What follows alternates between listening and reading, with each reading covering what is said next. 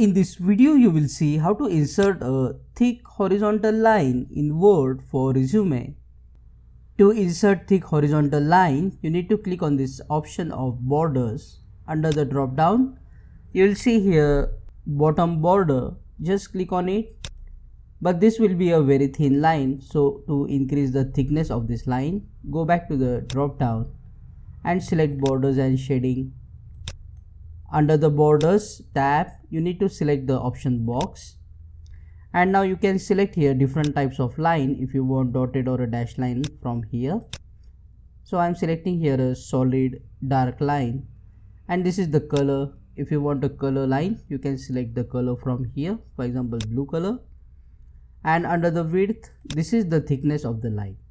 So you can see the preview of the lines here, and according to the requirement you can select the thickness and see the preview here.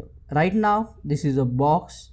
We don't want a box, so remove the upper border, left and right border, so you will be left with the bottom border. And make sure under apply to you have selected paragraph, and then click on OK. If the line doesn't change, you just have to go back to here and click on bottom border. And to remove this line, go back to the drop down and select the option no border. This will delete the horizontal line in Word. Click on that like button, comment below and let me know if this video solved your problem. And don't forget to check out these useful videos shown on screen related to Microsoft Word.